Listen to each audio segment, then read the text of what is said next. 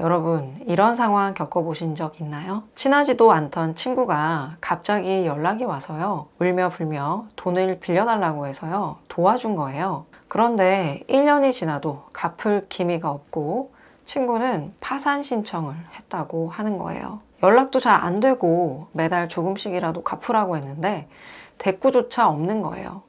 이럴 때 우리가 가장 먼저 떠올리는 게 바로 사기죄로 고소하는 겁니다. 하지만 조심하셔야 하는 게요.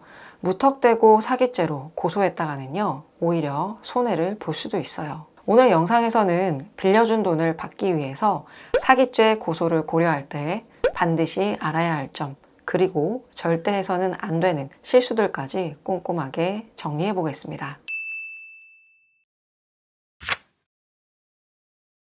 많은 분들이 돈을 빌려주고 못 받으면 무조건 사기죄가 된다고 생각을 합니다. 하지만 현실은 다릅니다. 사기죄는요, 형법에서 정한 특정한 요건을 충족해야만 성립하는 범죄입니다. 단순히 돈을 갚지 않는 것은 채무 불이행이죠. 그러니까 민사사건으로 분류될 가능성이 높습니다. 사기죄가 성립하려면요, 중요한 요소가 하나 있습니다. 바로 기망, 즉 속이는 행위가 있어야 한다는 거죠. 돈을 빌릴 때부터 처음부터 갚을 생각이 없었거나요. 갚을 능력이 없는데도 있는 척 하면서 돈을 빌렸다면 사기죄가 성립할 수 있습니다. 하지만 돈을 빌릴 당시에는 갚을 의사도 있었고 이후에 상황이 어려워져서 못 갚는 거라면 이건 사기가 아니라 단순한 채무 불이행입니다. 예를 들어서요, 친구가 이번 달만 버티면 월급이 들어오니까 500만 원만 빌려달라 라고 하면서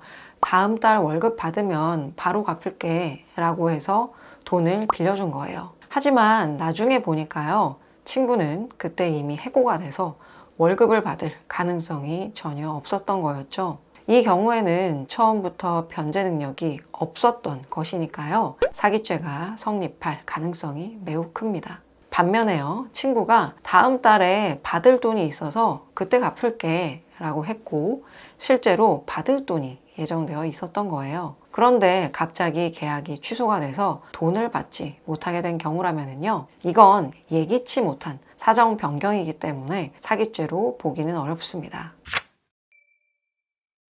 사기죄 고소를 하려면 무턱대고 하는 것이 아니라요, 반드시 체크해야 할 몇 가지 요소가 있습니다. 수사기관이 사기죄를 판단하는 주요 기준을 먼저 알아야 하는데요. 돈을 빌려줬는데 안 갚는다 라는 것만 가지고는 사기죄가 성립하지는 않습니다. 사용사기로 고소하려면 두 가지를 주장해야 하는데요. 용도 부분에서 거짓말이 있었다는 점과 변제 능력에서 거짓말이 있다는 점을 주장 입증해야 합니다. 첫 번째 용도 부분은요, 예를 들어서요, 지인이 부동산 중도금이 필요하다고 하면서 5천만 원만 잠깐 빌려달라, 대출받아서 잔금을 치르면 바로 갚을게 라고 한 겁니다. 이 말을 믿고 돈을 빌려줬는데 알고 보니 그 돈을 유흥이나 도박에 탕진했던 겁니다. 지인이 그런 곳에 큰 돈을 썼다고 하면 나는 빌려주지 않았겠죠. 이런 경우에는요, 돈의 사용처에 거짓말, 즉 기망이 있었기 때문에요, 사용사기에 해당할 수가 있습니다.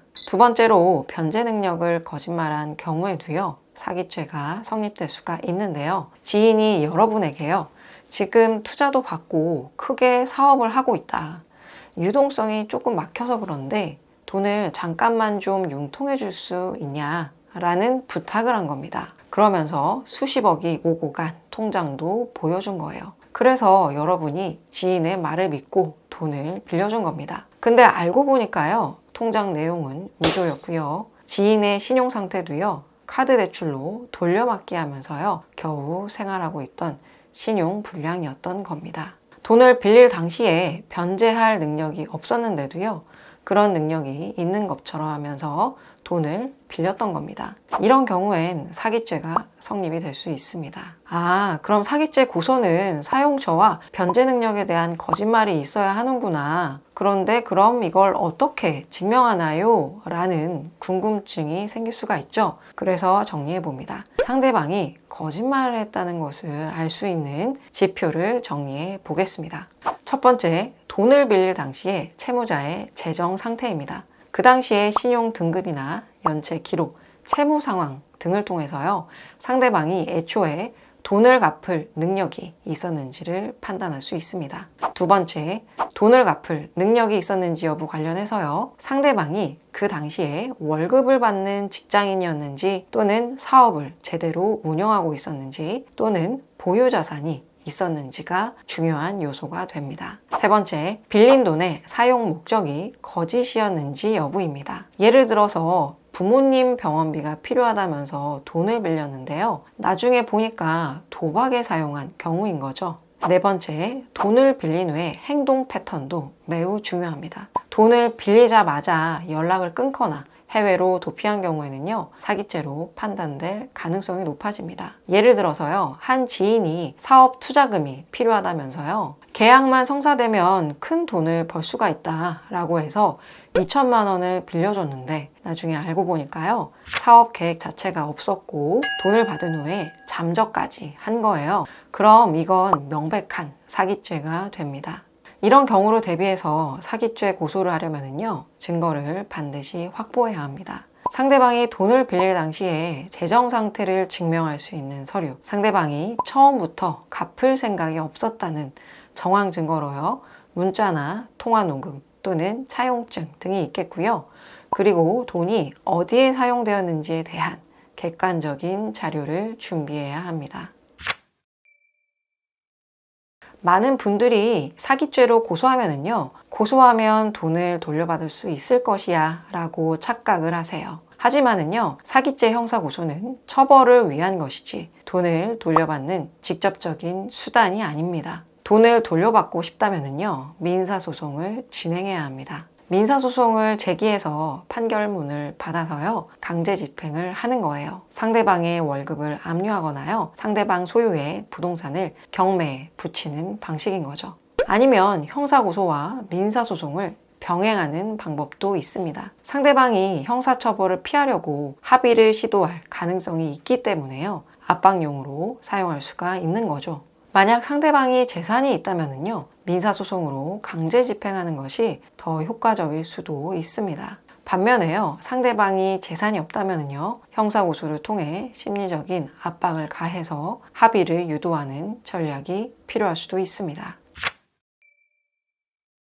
사기죄 고소를 할 때 감정적으로 대응하면요, 오히려 불리해질 수가 있습니다. 그래서 사기죄 고소할 때는요, 이런 실수는 피해야 하는데요. 첫 번째는요, 감정적으로 고소했다가는 무혐의 판정을 받을 수도 있습니다. 돈 안 갚으면 다 사기 아니야? 라는 생각으로 고소하면은요, 수사기관이 사기죄로 인정하지 않고 오히려 무혐의 처분할 가능성이 큽니다. 그러니 감정적인 고소보다는요, 먼저 변호사 상담을 통해서 이게 사기죄에 해당하는지 객관적인 검토를 받아보고요, 그 요건을 충족시킬 수 있도록 자료를 잘 준비해서 고소를 진행해야 원하는 결과를 얻을 수가 있습니다. 두 번째, 경찰서에서 돈을 안 갚아서 돈 받으러 왔어요 라고 말하는 것은 절대 금물입니다. 수사기관은 형사사건을 다루는 곳이지 채권 추심을 해주는 곳이 아닙니다. 수사기관은요, 범죄 성립을 판단하고 형사처벌을 내리는 곳인 거예요. 돈 받으러 왔다는 말은 사기죄 고소할 때 하면 안 되는 진술입니다. 세 번째,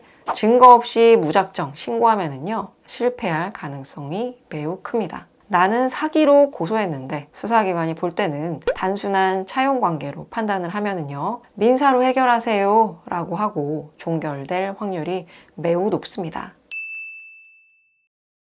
오늘은 빌려준 돈 안 갚을 때 사기죄로 고소할 때 이렇게 하면은 실패한다 라는 내용으로 빌려준 돈 사기죄 고소할 때 실수하지 말아야 할 것에 관해서 알아봤습니다. 그 성립 요건을 반드시 확인해 보시고요, 기망행위나 변제 능력, 변제 의사를 핵심적으로 살펴보시기 바랍니다. 그리고 고소 전에 충분한 증거도 확보하시기 바랍니다. 녹음이나 문자, 금융기록 같은 거를 반드시 챙겨 놓으시길 바랍니다. 이걸 어떻게 풀어가야 할지 도무지 모르시겠다 라고 한다면 법률 전문가의 검토를 받으시는 것을 추천드립니다. 오늘 영상 어떠셨나요? 빌려준 돈 안 갚을 때 사기죄 고소하면 돈 받을 수 있는지에 관해 많이 궁금하셨을 텐데 이 영상이 많이 도움이 되셨으면 좋겠습니다. 앞으로도 저희 채널 통해서 유익한 법률 정보를 전해드릴 테니까요. 저희 채널 구독해 두시고요. 그럼 오늘도 좋은 하루 되세요. 감사합니다.